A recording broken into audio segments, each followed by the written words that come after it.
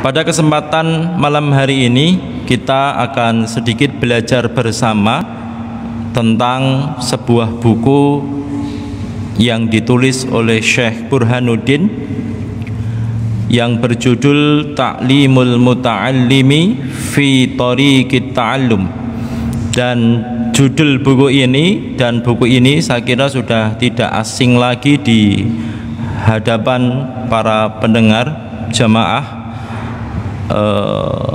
Isi resensi tentang buku Ta'limul Muta'allim ini sangat direkomendasikan oleh para asatidah ya, oleh para guru-guru kami ya, untuk mendalami buku ini ya, Ta'limul Muta'allimi fi Thariqit Ta'allum. Kalau kita terjemahkan secara terjemahan bahasa, itu ta'lim itu adalah mengajarkan, al-muta'allim itu orang yang belajar. Jadi mengajarkan kepada para pelajar fi thariqi, at-thariq metode atau cara, at-ta'allum cara belajar ya, cara belajar. Jadi buku ini isinya nanti adalah tentang bagaimana metode orang belajar ya, metode cara belajar supaya apa? Supaya ilmu yang kemudian dia pelajari, ilmu yang kemudian dia geluti, taklim yang kemudian dia ikuti, begitu ilmunya membawa manfaat, ilmunya memberikan buah ya, membawa keberkahan ya. Maka buku ini isinya tentang bab-bab agar ilmu itu berbuah atau agar ilmu itu berkah, begitu. Sedikit tentang pengarang buku ini, namanya Burhanuddin Ibrahim Az-Zarnuji Al-Hanafi. Nama lainnya adalah Burhanul Islam dan Burhanuddin ya. Az-Zarnuji dinisbatkan kepada sebuah tempat di daerah atau di wilayah Turki yang bernama Zurnuj ya. Kemudian di belakangnya ada Al-Hanafi, ini dinisbatkan kepada nama mazhab yang kemudian dianut oleh Syekh Burhanuddin ya, yaitu mazhabnya Imam Abu Hanifah, mazhabnya Hanafi. Beliau memulai dengan sebuah mukadimah yang di dalam mukadimah ini akan menceritakan tentang kenapa sih beliau menulis buku ini ya, dan apa sih faedah yang kemudian beliau yang kemudian para pembaca itu nanti akan didapatkan, serta latar belakang ya, latar belakang dan keinginan beliau di dalam menulis buku ini. Ini mukadimah mu'alif atau pengarang buku ini saya cantumkan di awal. Insya Allah nanti kita akan mengkaji buku ini ya sampai terakhir ya, sampai habis nanti insya Allah. Ini sudah diterjemahkan ke dalam bahasa Indonesia Pak, jadi nanti bapak-bapak bisa membeli ya, tapi saya tidak jualan ya, bisa mencari ya di toko-toko buku, itu sudah sangat banyak sekali ya. Tapi nanti kita kupas kata demi kata yang kemudian beliau di mukadimahnya beliau dan isi buku beliau. Kalau di terjemahan itu agak kurang nikmat Pak ya, karena cuma membaca saja, kemudian kadang kita tidak berpikir dan terfikir begitu. Tapi kalau kita kupas satu persatu begitu, itu banyak hal yang kemudian kita dapatkan dari situ ya.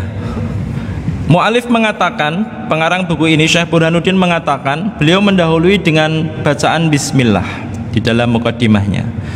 Dan ini menjadi bagian daripada sunnah ya, bagian daripada sunnah kita, bahwa setiap hal yang kemudian itu baik maka harus diawali dengan bacaan basmalah. Kullu amrin dibalin la yubda'u bi bismillahirrahmanirrahim fahuwal abtar ya. Segala sesuatu yang baik yang tidak dimulai dengan menyebut bismillahirrahmanirrahim maka dia akan terputus. Apa yang terputus? Keberkahannya ya. Maka setiap waktu, setiap hal yang kemudian ingin kita kerjakan dan itu adalah sebuah kebaikan, maka alangkah indahnya, alangkah baiknya kita mengucapkan, mengawalinya itu semua dengan bacaan bismillah. Termasuk kita mau kerja, mau nulis, mau belajar, kemudian mau jualan begitu, bismillah. Mau masak termasuk ya, bismillah.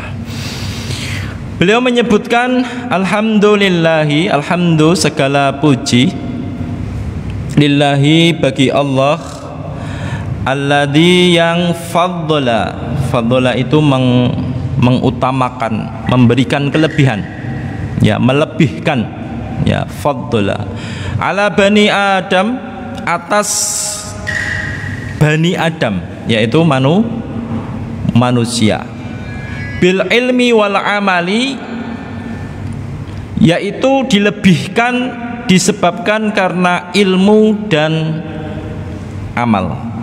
Ya, jadi satu hal yang perlu kita pegang bahwa Bani Adam atau manusia itu diberikan keutamaan oleh Allah dengan berbagai macam keutamaan, itu disebabkan ilmu dan amal.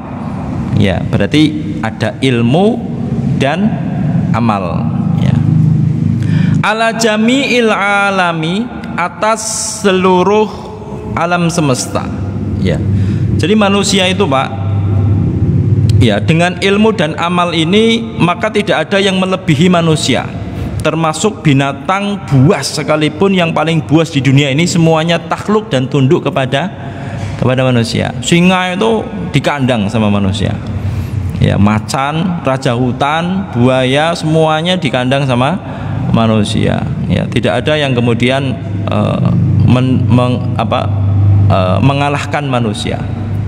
Ya. Wassalatu, dan salawat, wassalamu, dan keselamatan ala Muhammadin, kepada Muhammad, yaitu Nabi kita, Sayyidil Arabi wal Ajami, ya, pemimpin orang-orang Arab dan orang-orang Ajam. Orang Ajam itu orang apa, Pak? Ya, non Arab. Kita itu termasuk orang Arab apa orang Ajam? Ajam, ya, jadi orang Ajam. Jadi Rasulullah itu di sini disebutkan bahwa Nabi Muhammad SAW itu adalah Sayyidul Arabi wal Ajami, yaitu pemimpin orang-orang Arab maupun orang-orang Ajam di luar Arab. Jadi seluruh manusia semua pemimpinnya mengikuti Muhammad sallallahu alaihi wasallam. Wa ala, dan atas alihi, keluarganya, wa ashabihi, dan para sahabat-sahabatnya, ya nabi'il ulumi wal hikami. Ya nabi, ya, yanbu itu artinya sumber, ya, jamaknya ya nabi, artinya sumber ilmu, ya, sumber ilmu dan hikmah, ya. Jadi Rasulullah itu, Pak, dan keluarganya dan para sahabat-sahabatnya itu menjadi ya nabi, ya, menjadi yanbu atau sumber ilmu, ya, sumber ilmu dan sumber hikmah. Ini pengakuan daripada Syekh Burhanuddin, ya, di mukadimahnya. Jadi ini hal yang kemudian perlu kemudian kita pegang bersama. Kemudian wa ba'd falamma ra'aitu, dan ini menjadi latar belakang, ya, latar belakang kenapa beliau menulis buku ini, Pak. Ya, beliau menyebutkan falamma ra'aitu, ketika mukadimah selesai di awal tadi, hamdalah, sholawat dan sebagainya selesai, maka beliau menyebutkan ketika aku melihat, memperhatikan kasiran, banyak min tulabil ilmi, dari para penuntut ilmu, pelajar, ya, dari para penuntut ilmu, pelajar. Kalau hari ini mungkin dari TK, SD atau MI, SMP, SMA, kuliah, S1, S2, doktor dan lain sebagainya, ya. Beliau melihat banyak dari para pelajar tadi fi zamanina, di zaman beliau hidup di zaman abad ke-12 atau sampai ke-13, ya, 12, 13 atau abad ke-600 Hijriah. Berarti hari ini tahun berapa, Pak? 1443 tahun Hijriah, lupa, Pak, ya. 1400, berarti kurang lebih sekitar 800 tahun yang lalu, Pak, ya. 800 tahun yang lalu. Kalau hidupnya beliau hidup di 600, usia 600 tahun Hijriah, berarti ini sudah 1443, sekitar 800-an tahun. Ya, 800 tahun Pak ya. Ya, 800-an tahun yang lalu. Jadi beliau melihat di 800 tahun yang lalu ketika beliau hidup, itu beliau melihat banyak para thalabul ilmi, para pelajar itu yajiduna ilal ilmi. Ya, mereka bersemangat untuk menuntut ilmu, taklimnya luar biasa, setiap hari ada taklim, setiap waktu ada kajian begitu. Mereka menulis, mereka dengan semangat dan mereka dapatkan itu ilmu tadi. Ya, mereka mendapatkan ilmu tadi. Walayasiluna, tetapi mereka tidak sampai. Ya, yasilun itu tidak sampai. Ya. Tidak sampai apa? Wa min manafi'ihi. Ya, yang pertama adalah tidak sampai untuk mendapatkan manfaat daripada ilmu yang sudah dia dapatkan. Wastamaratihi, dan dari buah ilmu. Ya, buah ilmu. Apa itu buahnya ilmu? Wahia. Ya, beliau menyebutkan wahia, buah ilmu itu adalah al-amalu bihi wan nasyru. Ini yang perlu kita perhatikan, Pak. Jadi dari sini kita mampu untuk kemudian mengambil sebuah kesimpulan dari mukadimah ini, itu bahwa banyak para thalabul ilmi, banyak para pelajar, dia mendapatkan ilmu yang sudah dia dapatkan itu, tetapi dia tidak mendapatkan buahnya. Ya, dan buahnya itu ada dua, kata beliau. Yang disebut dengan ilmu yang diberkahi itu adalah dia mampu untuk mengamalkan ilmu yang sudah dia dapatkan. Ini yang pertama. Yang kedua, mereka mampu untuk mendakwahkan atau menyebarluaskan. Poinnya dua. Ya, poinnya dua. Jadi ada amal dan dakwah.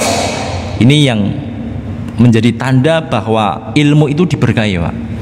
Ya, kajian sudah banyak, tidak hanya di Masjid Cokro Aminoto, kadang kita sampai masjid manapun, ya, maka kita harus mengintrospeksi seluruh ilmu yang sudah kita dapatkan. Ya, adakah ilmu yang hari ini kita dapatkan tetapi belum kita praktekkan dalam kehidupan nyata? Ya, adakah ilmu yang kemudian hari ini kita dapatkan tapi justru kita itu mudah merendahkan saudara-saudara kita yang lain, yang tidak sama dengan kita di dalam masalah furuknya? Ya, maka ini sangat penting sekali bagi kita, Pak. Ilmu kita itu berkah apa enggak sebenarnya? Ya, ini menjadi catatan kecil kita. Yuhramuna itu mereka dihalangi. Ya, para thalabul ilmi di zaman beliau, Syekh Burhanuddin itu dihalangi. Dihalangi untuk apa? Untuk mengamalkan dan menyebarluaskan ilmunya. Ya, ini yang menjadi latar belakang kenapa mereka itu kemudian kenapa Syekh Burhanuddin menulis ya buku ini, karena beliau banyak melihat para pelajar hari ini itu tidak membawa ilmunya, tidak membawa manfaat yang banyak gitu. Terus apa sebabnya para pelajar ini kemudian tidak mampu mendapatkan buah dari ilmu yang dia pelajari? Lima annahum akhta'u tariqahu. Yang pertama itu disebabkan mereka para pelajar, para thalabul ilmi, Pak, itu akhta'u tariqahu, metodologi atau cara atau metode belajarnya itu salah. Ya, jadi salah di dalam proses belajarnya.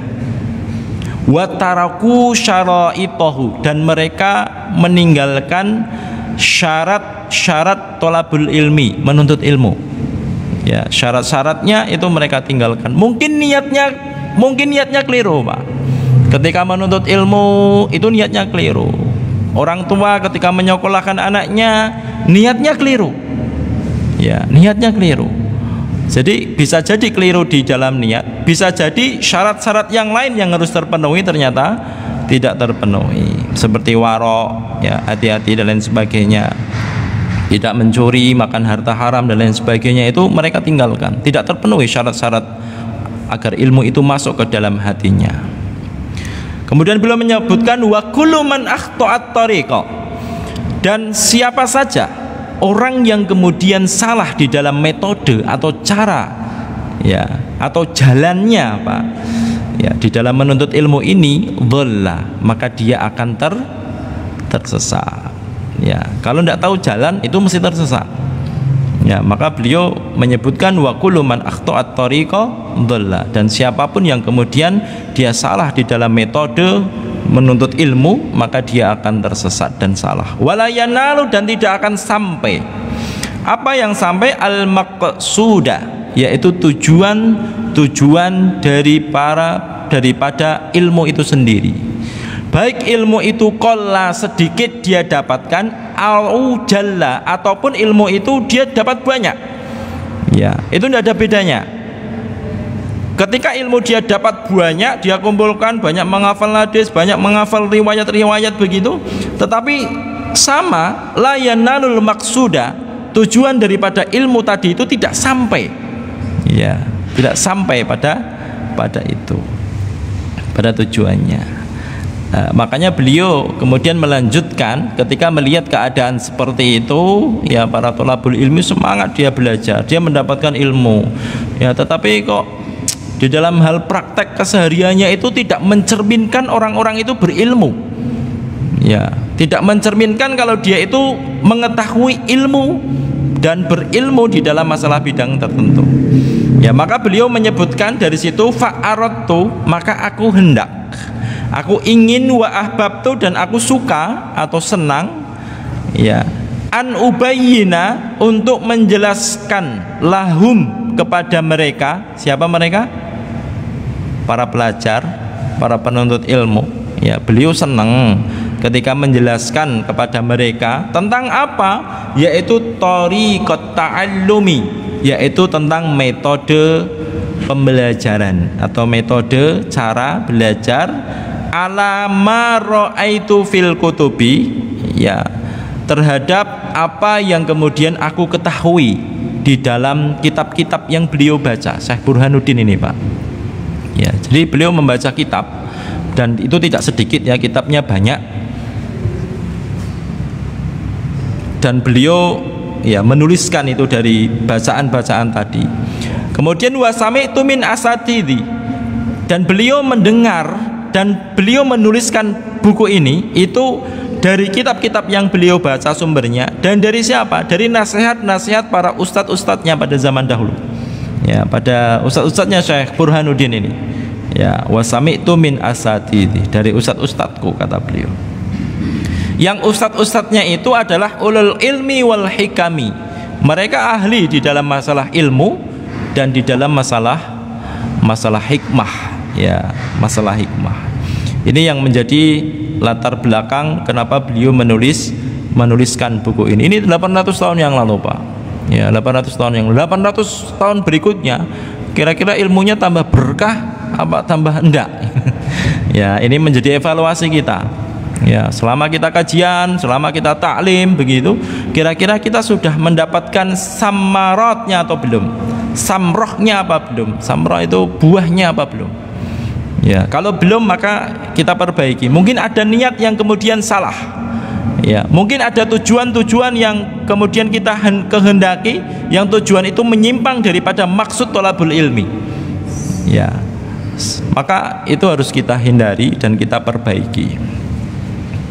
Kemudian di terakhir mukadimahnya beliau mengatakan roja'ad du'aili, beliau tidak mengharapkan apa-apa kepada para, ya, pembaca itu kecuali satu Pak yang beliau inginkan, yaitu doa, ya, doa.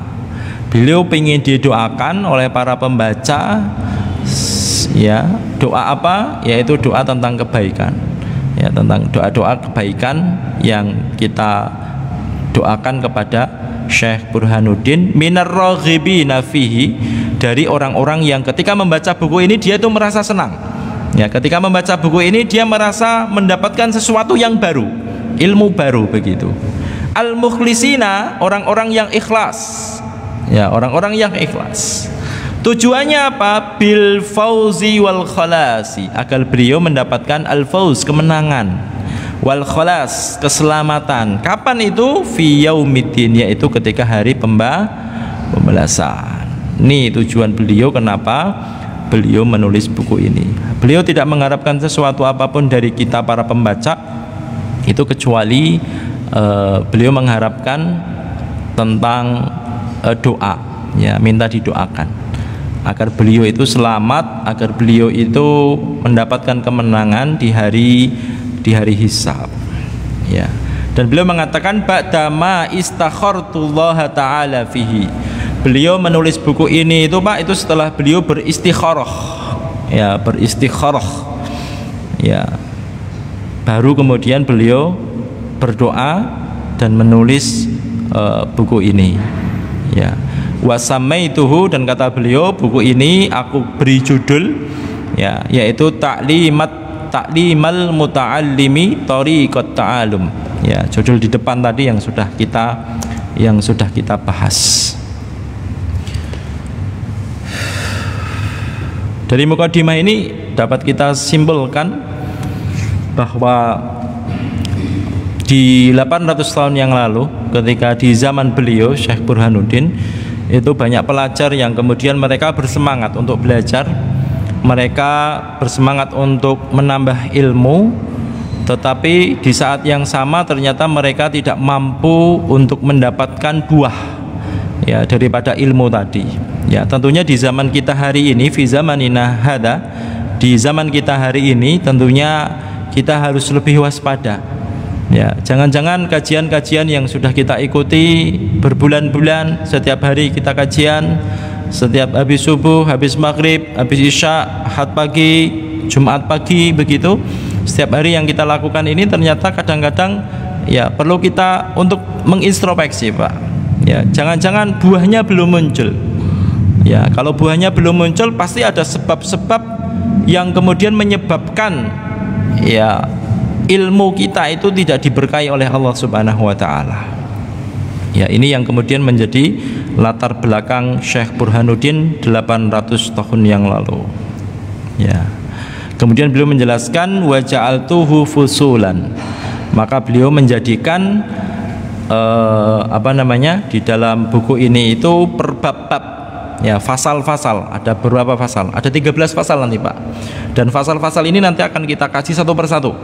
Ya, dari pertama itu tentang faslun, yaitu pasal pertama itu fi mahiyatil ilmi wal fiqhi wa fadlihi, yaitu tentang hakikat ilmu. Jadi ilmu itu apa sih sebenarnya, gitu ya. Ilmu itu apa, fikih itu apa, dan keutamaannya itu apa. Ini yang nanti bab yang akan kita kaji insyaallah. Ya, fi mahiyatil ilmi wal fiqhi wa fadlihi. Ya, jadi hakikat ilmu dan fikih dan keutamaannya. Ini yang bab pertama yang insyaallah nanti kita kaji, ya, fi mahiyatil ilmi. Kalau hakikat ilmu itu, kalau di dalam ilmu usul fikih itu, ilmu itu ada tingkatannya, Pak. Ya, ada tingkatannya. Dulu pernah saya sampaikan kalau tidak salah. Ada yang namanya ilmu. Ya, ilmu itu kalau dalam secara istilah yaitu idrakus syai'i ala ma huwa alaihi idrakan jaziman. Dalam ilmu usul fikih, ya, itu yang disebut dengan ilmu itu adalah mengetahui sesuatu sesuai dengan hakikat sebenarnya, itu namanya ilmu. Ya, jadi orang berilmu itu dia mengetahui sesuai dengan hakikat yang kemudian dia ketahui tadi. Ya, kita tahu ini adalah laptop, itu kan, ini bagian daripada ilmu, Pak. Ya, kita tahu itu proyektor, itu ilmu, itu kipas angin, ya, itu pintu, ya, itu kita tahu itu bagian daripada ilmu. Ya, ini kalau di dalam ilmu usul fikih. Yang tingkatan kedua itu namanya dhon. Ya, dhon tahu Pak, ya?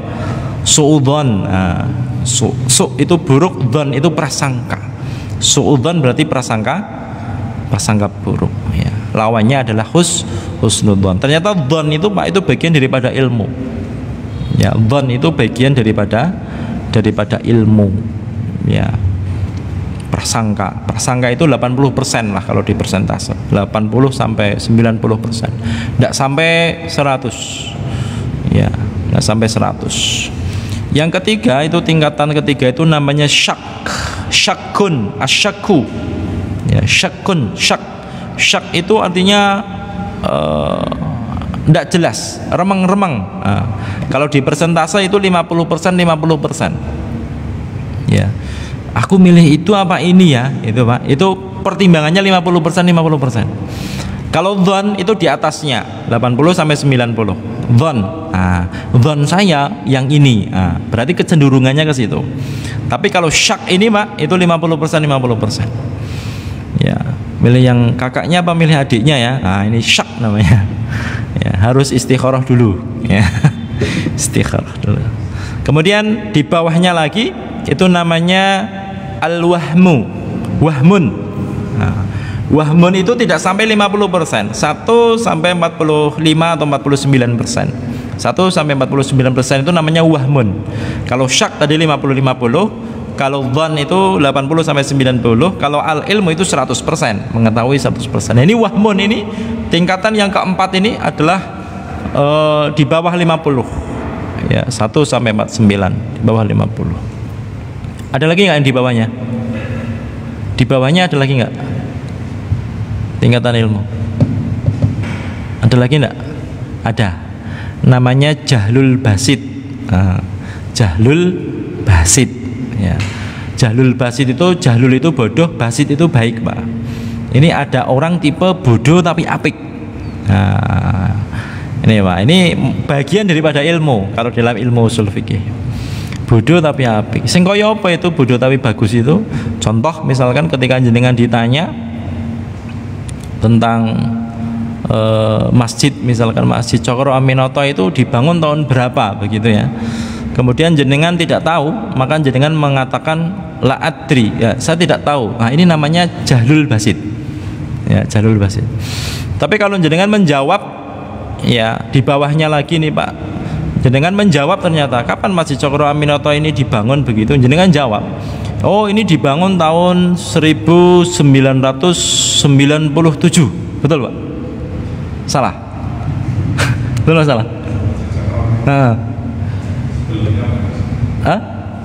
Salah? Ini namanya jahlul murokab.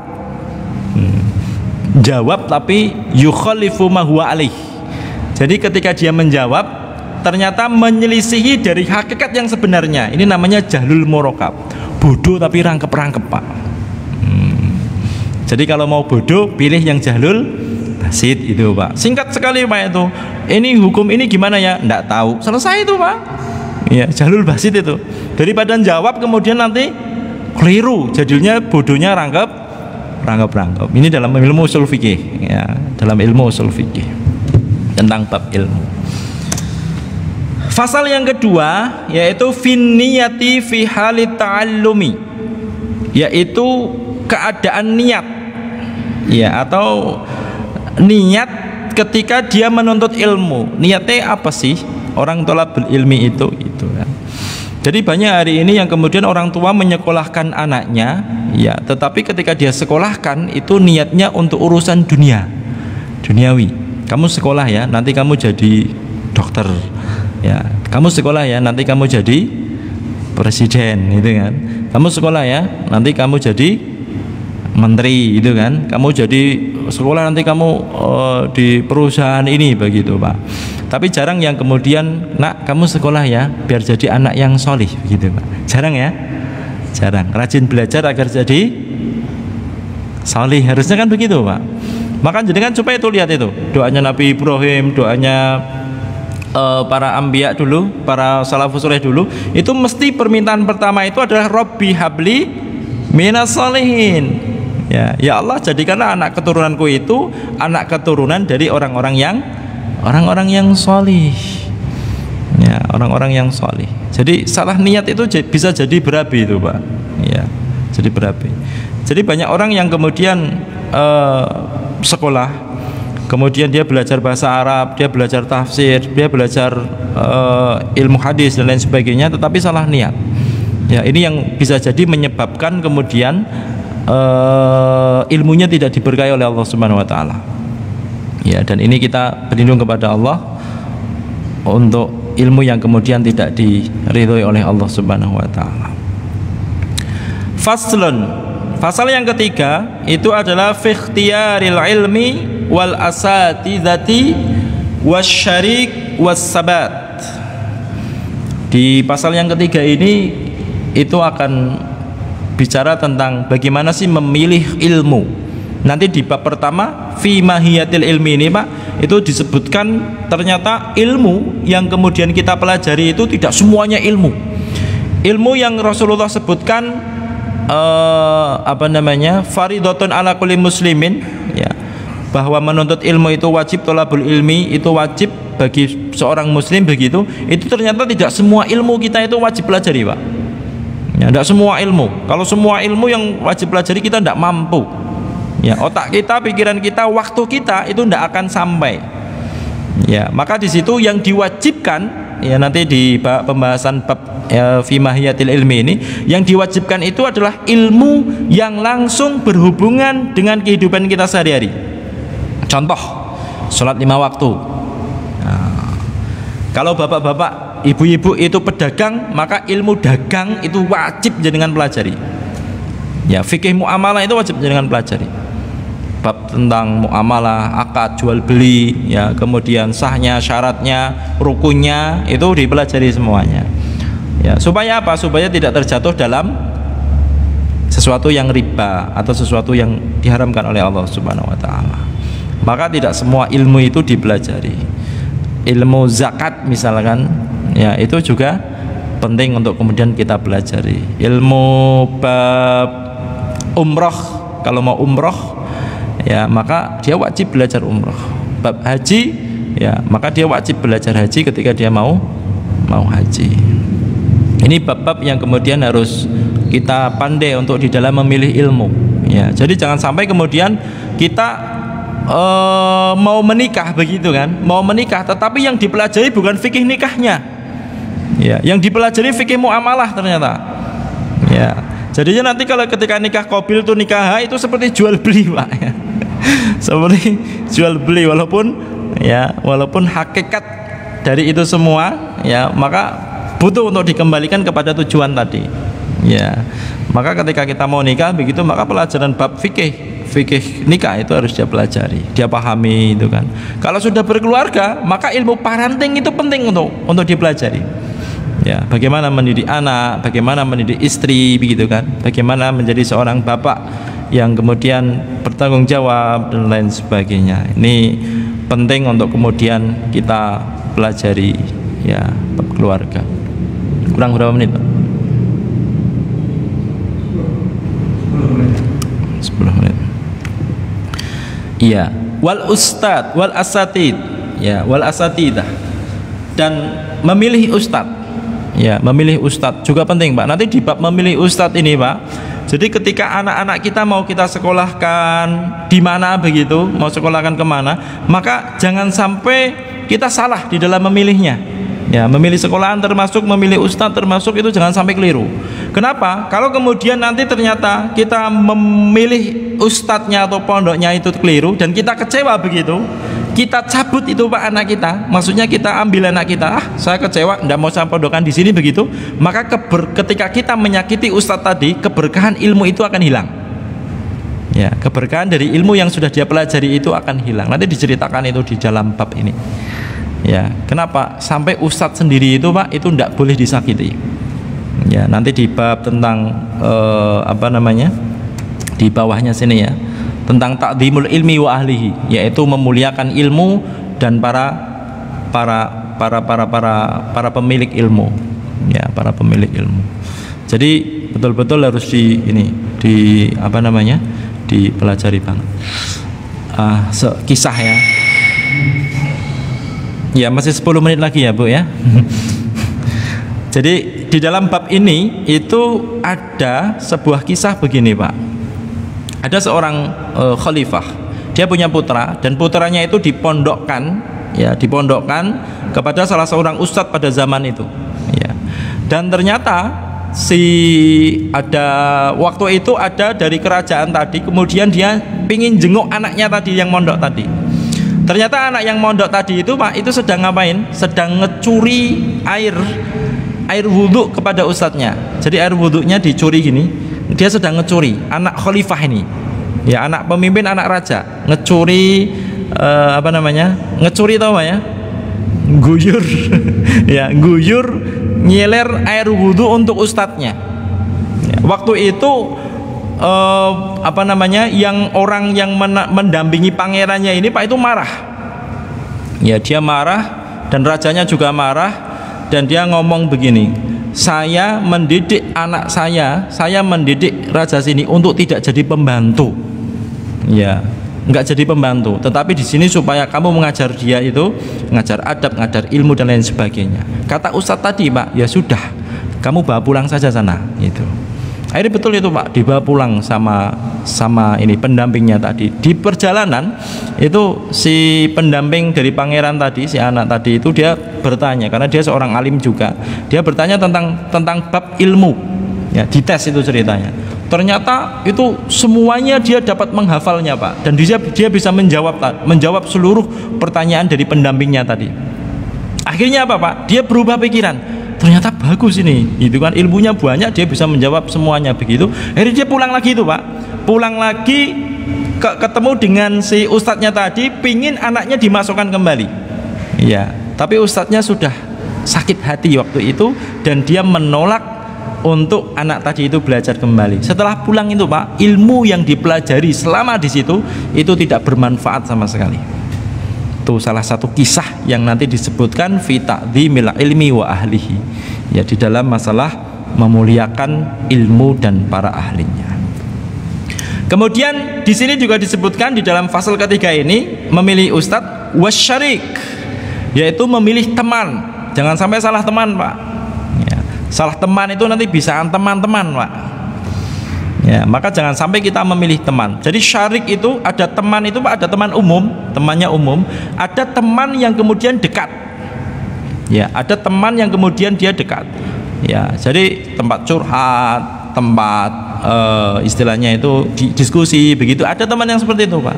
Nah itu syarik ini jangan sampai kita salah teman ya, nanti kalau salah teman begitu repot ya, salah teman repot, salah pergaulan gitu kan. Anak-anak hari ini itu kenapa mereka salah arah ya, artinya itu disebabkan salah satunya itu yang paling banyak itu pergaulan ya, salah gaul, salah syarik. Maka dia harus memilih teman yang kemudian baik ya, betul-betul baik. Kemudian yang terakhir adalah wasabat ya, dia harus sabar ya, harus sabar di dalam menuntut ilmu. Ngafal Al-Quran itu harus sabar itu Pak ya, diulang lagi, lupa lagi, amma yatasa'alun, coba lagi, lupa lagi Pak, ternyata waduh pusing banget ini. Harus sabar ya, harus sabar ya. Yang keempat, faslun fi ta'dhimil ilmi wa ahlihi, yaitu bab tentang ta'dhim terhadap ilmu dan para ahlinya.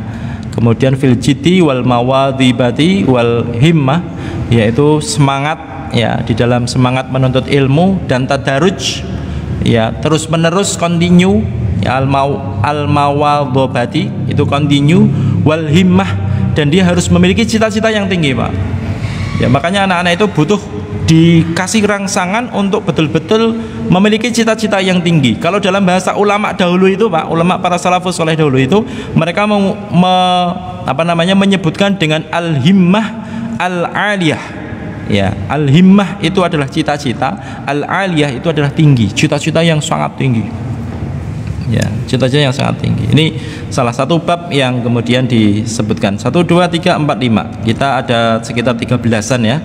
Insyaallah, mohon maaf ini belum saya terjemahkan, belum sempat menerjemahkan. Insyaallah pekan depan akan saya bantu untuk menerjemahkan.